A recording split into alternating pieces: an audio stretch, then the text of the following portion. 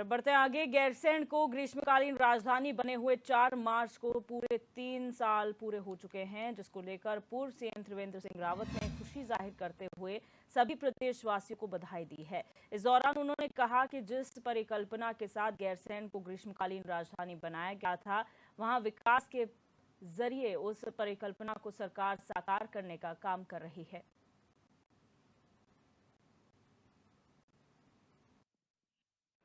के 3 वर्ष पूरे हुए हैं और 8 जून को इसकी अधिसूचना जारी हो गई थी, गजट नोटिफिकेशन जारी हो गया था। जो विधिक जो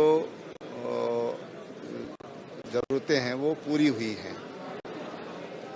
उसके साथ ही वहाँ पर तमाम डेवलपमेंट के काम भी वहाँ पर शुरू हुए हैं, चाहे डिस्ट्रिक्ट लेवल हॉस्पिटल हो, एस्ट्रो विलेज हो, पानी की व्यवस्था हो, डबल लेन का काम हो, स्टेडियम का काम हो, कॉलेज का सुदृढ़ीकरण का काम हो, ऐसे अनेक काम वहाँ पर जो एक ग्रीष्मकालीन राजधानी की फ्यूचर की जो ज़रूरतें हैं, आवश्यकताएं हैं, उस दृष्टि से वहाँ पर शुरुआत हुई है। तो आपको बता दें कि 4 मार्च को गैरसैंण राजधानी बने हुए 3 साल पूरे हो चुके हैं और इस मौके पर पूर्व मुख्यमंत्री त्रिवेंद्र सिंह रावत ने खुशी जाहिर की है और ये कहा है कि जिस परिकल्पना के साथ गैरसैंण को राजधानी बनाया गया था, उस परिकल्पना को जो है सरकार साकार करने का काम कर रही है। वहां पर तमाम विकास कार्य किए जा रहे हैं सरकार के द्वारा। आपको बता दें कि आगामी जो बजट सत्र होने वाला है वो गैरसैंण के भराड़ीसैंण में ही किया जा रहा है और अब त्रिवेंद्र सिंह रावत ने इसमें खुशी जाहिर की है। प्रदेशवासियों को जो है यहाँ पर उन्होंने शुभकामनाएं दी हैं और गैरसैंण को ग्रीष्मकालीन राजधानी बनाया गया था। आपको बता दें कि स्थायी राजधानी की मांग लगातार यहाँ पर उठ रही थी कि गैरसैंण को स्थायी राजधानी जो है वो घोषित किया जाना चाहिए। फिलहाल गैरसैंण को पूर्व मुख्यमंत्री त्रिवेंद्र सिंह रावत के कार्यकाल में ग्रीष्मकालीन राजधानी घोषित किया गया था और उसके बाद से जो है कोशिश यही रहती है कि जो सत्र है वहां पर किया जाए।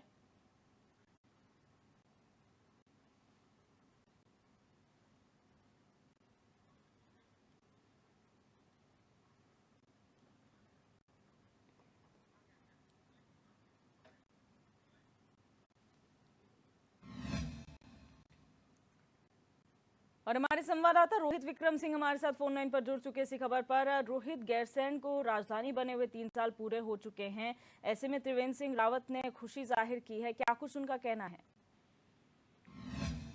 जी देखिए दिव्या, आज से 3 वर्ष पहले की अगर बात करें तो मुख्यमंत्री के तौर पर पूर्व मुख्यमंत्री त्रिवेंद्र सिंह रावत सूबे के मुखिया थे। उस समय उन्हीं के शासनकाल में गैरसैंण को ग्रीष्मकालीन राजधानी घोषित किया गया था। हालांकि 2017 के जो विधानसभा चुनाव हुए थे, उस समय के तत्कालीन जो प्रदेश अध्यक्ष थे अजय भट्ट, उन्होंने चुनाव से पहले ही कह दिया था कि अगर 2022 में भारतीय जनता पार्टी की सरकार अस्तित्व में आती है तो भारतीय जनता पार्टी की सरकार ग्रीष्मकालीन राजधानी घोषित करेगी गैरसैंण को।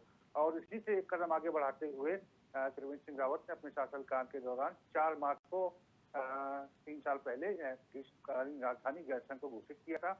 और त्रिवेंद्र सिंह रावत ने इस मसले को लेकर खुशी जाहिर करते हुए ये भी कहा है, क्योंकि अब गैरसैंण में जो निर्माण कार्य हैं, चाहे वो स्टेडियम का निर्माण हो, डिग्री कॉलेज का निर्माण हो, मिनी सचिवालय का निर्माण हो, आधारभूत सुविधाएं खड़ी करने की बात हो, उस दिशा में लगातार काम हो रहा है। और सरकार, क्योंकि मुख्यमंत्री इस समय पुष्कर सिंह धामी है, उनका साफ तौर पर कहना है कि सरकार कृत संकल्पबद्ध है और गैरसैंण में जिस तरह से विकास सरकार कर रही है वो एक तरह से ऐतिहासिक है। और इस बार का जो बजट सत्र भी है, एक दिन बाद गैरसैंण में ही आहूत होगा, 6 दिन का ये सत्र रहेगा। तो निश्चित तौर पर समझा जा सकता है कि पर्वतीय क्षेत्रों की जनता और पहाड़ की जनता के भावनाओं के अनुरूप जिस गैरसैंण को राजधानी का बनाने का सपना जो है आंदोलनकारियों ने देखा था, उस सपने को बीजेपी ने साकार किया है और उस दिशा में आगे भी काम चल रहा है। और जब एक दिन बाद विधानसभा का बजट सत्र गैरसैंण में होगा तो हो सकता है गैरसैंण को लेकर, उसके विकास को लेकर मुख्यमंत्री की तरफ से अन्य घोषणाएं भी की जा सकती हैं। बिल्कुल रोहित जी, अगर बात करें यहाँ पर जिस तरीके से भराड़ीसैंण क्षेत्र पड़ता है जहाँ पर ये जो है सत्र आयोजित होना है, हमने पहले विनोद चमोली जी से इस बारे में बात की थी। उनका ये कहना है दो अलग अलग क्षेत्र हैं, जैसे देहरादून और मसूरी है, वैसे ही गैरसैंण और भराड़ीसैंण है, उसको समझने की ज़रूरत है और उसी हिसाब से विकास करने की ज़रूरत है। विकास की जो बात की जा रही है, तब से लेकर अब तक इन 3 सालों में कितना बदलाव देखने को मिला है? जी देखिए दिव्या, क्योंकि गैरसैंण में विधानसभा भवन का बनना और एक भव्य विधानसभा भवन का बनना ही अपने आप में एक विकास का सूचक है। और जिस तरह से सरकार अपने पूरे तंत्र को लेकर तमाम जो अधिकारी हैं, आईएएस ऑफिसर्स हैं, मुख्य सचिव से लेकर विधानसभा अध्यक्ष, मुख्यमंत्री, सारा मंत्रिमंडल गैरसैंण विधानसभा सत्र में प्रतिभाग करता रहा है और इस बार भी एक दिन बार प्रतिभाग करेगा।